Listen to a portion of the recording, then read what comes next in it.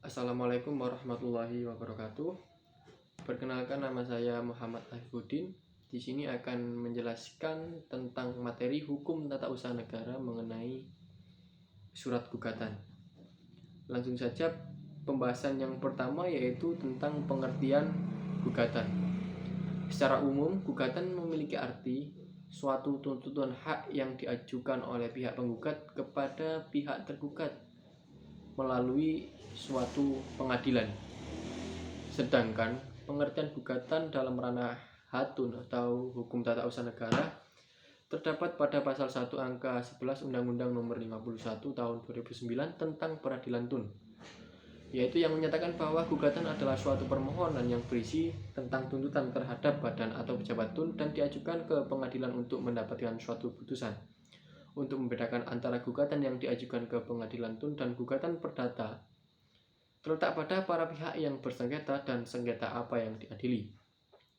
Jika dalam ranah perdata, maka para pihak adalah orang yang merasa bahwa haknya dilanggar, yang selanjutnya disebut penggugat, dan orang yang ditarik ke muka pengadilan karena ia dianggap melanggar hak seseorang atau beberapa orang, yang selanjutnya disebut sebagai tergugat. Sedangkan gugatan yang terdapat di pengadilan tun, pihak yang dapat digugat hanyalah badan atau pejabat tun sebagai akibat dikeluarkannya surat keputusan tata usaha negara. Nah, lanjut kepada pembahasan yang kedua, yaitu tentang syarat isi gugatan.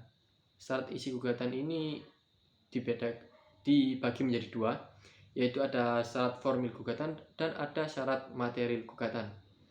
Dalam syarat formil gugatan itu ada dua, yaitu ada kompetensi dan ada legal standing. Pertama kita akan membahas kompetensi. Nah, dalam kompetensi ini juga dibagi menjadi dua, ada kompetensi absolut dan ada kompetensi relatif. Di dalam buku saya dijelaskan bahwasanya kompetensi absolut berbicara mengenai badan peradilan mana yang berwenang mengadili berdasarkan perkara. Semisal contoh, perkaranya, jika masalah perkaranya itu masalah pernikahan, maka diajukan ke pengadilan agama. Nah, jika perkaranya mengenai militer, maka diajukan ke pengadilan militer. Jika perkaranya adalah suatu tindak korupsi, maka diajukan kepada pengadilan tipikor. Dan jika masalahnya adalah wan prestasi atau pidana, bisa diajukan ke pengadilan negeri. Nah, jika masalahnya menyangkut paut tentang hukum tata usaha negara atau tata usaha negara, maka ini diajukan ke pengadilan tun. Yang selanjutnya yaitu kompetensi relatif, yaitu berbicara mengenai hubungan dengan kewenangan pengadilan untuk mengadili suatu perkara sesuai dengan wilayah hukumnya. Jika pihak yang berperkara itu berdomisili atau berkedudukan di kota Surabaya, maka wilayah pengadilan Surabaya lah yang berhak mengadili perkara tersebut. Oke. Yang kedua yaitu ada legal standing. Legal standing yaitu mengenai kedudukan pihak yang pihak yang memenuhi syarat untuk mengajukan gugatan. Jika ada cacat dalam suatu syarat formil gugatan, nantinya bisa diajukan eksepsi pada sidang pemeriksaan. Selanjutnya yaitu ada syarat isi material gugatan. Nah, ini mengenai 3 masalah, yaitu yang pertama identitas dari para pihak, yaitu menyangkut pautkan nama, umur, agama, pekerjaan, alamat. Bisa ditambahkan dengan kewarganegaraan juga nantinya. Yang kedua yaitu ada fundamentum putendi atau posita. Dalam posita ini yaitu tentang adanya hubungan hukum atau alasan-alasan dari gugatan, atau bagian yang menguraikan tentang kejadian-kejadian atau peristiwa, bagian yang menguraikan tentang peristiwa hukum. Yang ketiga yaitu ada tuntutan atau petitum. Petitum ini berisikan apa yang oleh penggugat diminta atau diharapkan agar diputuskan oleh hakim. Tentunya dalam petitum harus sesuai dengan posita. Kalau nggak sesuai nanti akan terjadi obscure libel atau gugatan kabur, atau gugatannya nggak sesuai dengan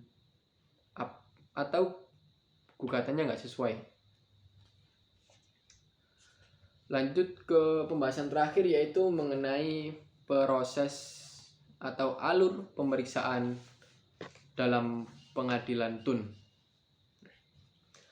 Alur pemeriksaan dalam pengadilan TUN yaitu dimulai pada awal, yaitu ada pendaftaran perkara. Nah, ini pencatatannya dilakukan oleh panitera. Yang kedua ada pemeriksaan administrasi. Pemeriksaan administrasi ini yaitu mengecek apakah syarat formilnya itu benar atau ada yang cacat. Yang ketiga ada dismissal proses. Dismissal proses ini yaitu mengecek syarat material, apakah gugatan tersebut layak untuk diperkarakan. Yang keempat ada pemeriksaan persiapan. Nah, ini dilakukan oleh ketua majelis hakim mengenai untuk mengecek hal-hal lain yang dibutuhkan dalam suatu pengadilan untuk perkara diajukan selanjutnya. Yang kelima ada pemanggilan para pihak atau rilas. Rilas ini diajukan kepada para pihak oleh jurusita biasanya dalam pengadilan. Setelah diadakan pemanggilan, biasanya 6 hari setelah pemanggilan akan diadakan sidang atau proses persidangan akan dilangsungkan. Yang keenam yaitu ada proses sidang. Yang ketujuh ada pembacaan gugatan. Pembacaan gugatan ini atau surat gugatan diajukan oleh penggugat. Yang selanjutnya ada nomor 8 yaitu pembacaan jawaban. Nah, pembacaan jawaban ini yaitu diajukan oleh tergugat atas surat gugatan yang diajukan oleh penggugat. Yang selanjutnya ada replik. Nah, replik ini diajukan oleh penggugat. Replik berisikan tentang tanggapan dari jawaban gugatan. Yang selanjutnya ada duplik. Nah, duplik ini tanggapan dari replik, yaitu replik penggugat. Yang ke-11 ada pembuktian. Nah, pembuktian ini bisa dari pihak penggugat dan pihak tergugat. Setelah pembuktian ada kesimpulan. Nah, kesimpulan. Setelah pembacaan kesimpulan, perlu diketahui bahwa kesimpulan ini diajukan oleh pihak tergugat dan juga pihak penggugat, dibacakan di hadapan majelis hakim. Yang terakhir yaitu ada putusan yang dikeluarkan oleh majelis hakim apabila suatu perkara tersebut telah diselesaikan. Sekian video kali ini. Apabila ada salah, saya mohon maaf. Semoga bermanfaat untuk kedepannya. Wabillahi taufiq wal hidayah. Wassalamualaikum warahmatullahi wabarakatuh.